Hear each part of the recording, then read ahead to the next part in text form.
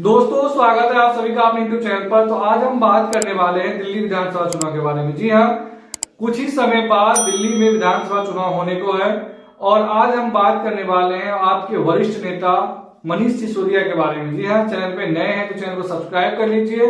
अगर आप Facebook page पे देख रहे हैं तो फेसबुक पेज को जरूर फॉलो कीजिए।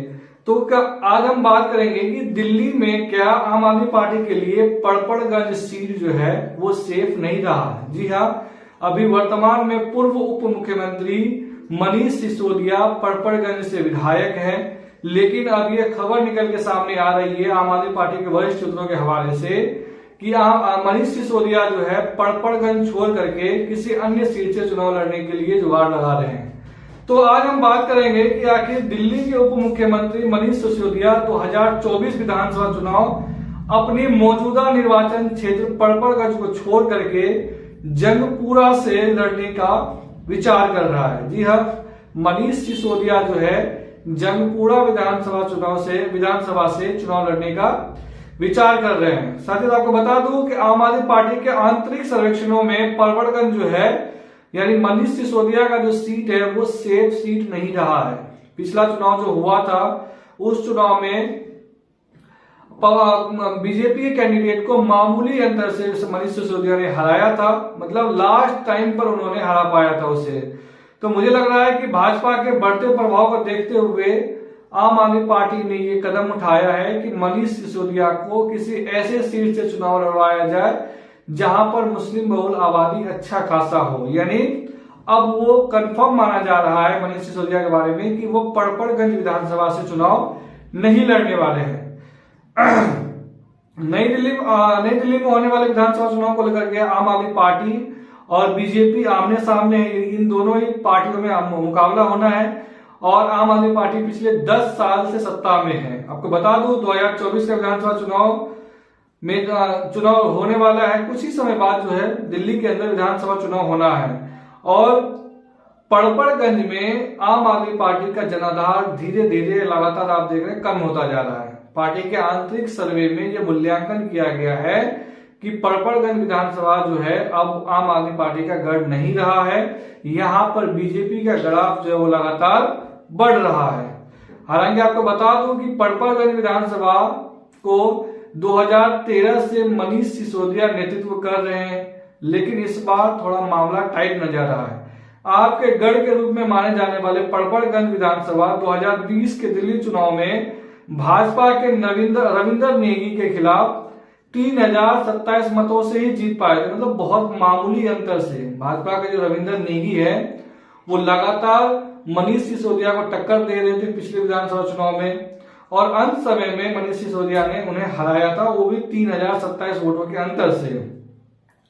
आपके अंदरूनी सूत्रों के हिसाब से अगर हम बात करें तो आपके आंतरिक आकलन से संकेत मिला है कि पार्टी का गढ़ माने जाने वाला पड़पड़गंज विधानसभा अब पार्टी का गढ़ नहीं रहा है। यहां पर भाजपा का ग्राफ लगातार बढ़ रहा है।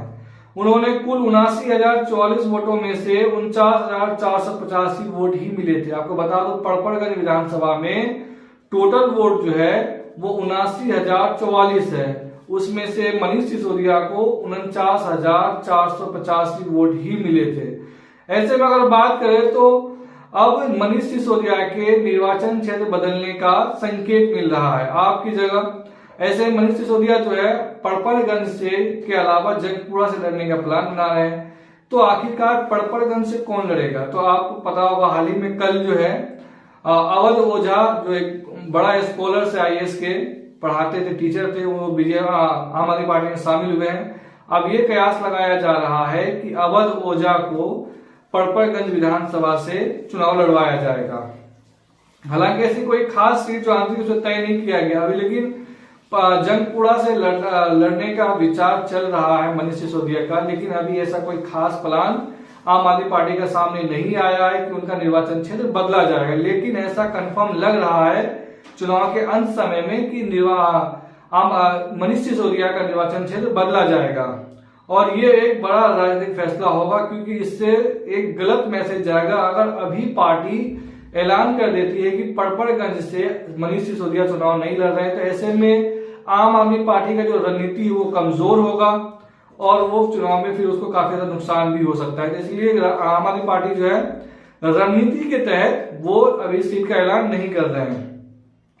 आपको बता दूं, सबसे पहले निर्वाचन क्षेत्र बदलने का कमजोरी का संकेत माना जाता है। अगर कोई पार्टी या वरिष्ठ नेता अपने आप को अगर निर्वाचन क्षेत्र बदलता है तो इससे कमजोरी का संकेत माना जाता है। और आपको बता दूं कि 2013 से मनीष सिसोदिया इस विधानसभा से विधायक रहे हैं।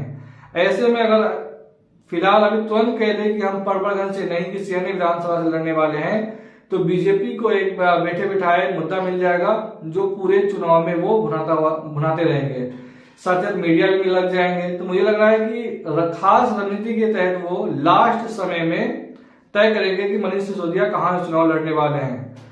तो मुझे लग रहा है कि अगर बदलता भी है सीट, अगर अभी फिलहाल अगर ये बातें सामने निकल के आती है तो ऐसे में बीजेपी के लिए खासा सुनहरा अवसर हो जाएगा। लेकिन इस बार जो है आम आदमी पार्टी के लिए उतना सही रास्ता नहीं है दिल्ली में फिर से सत्ता पे काबिज होने के लिए। इस बार बहुत मुश्किल जगह होने वाला है।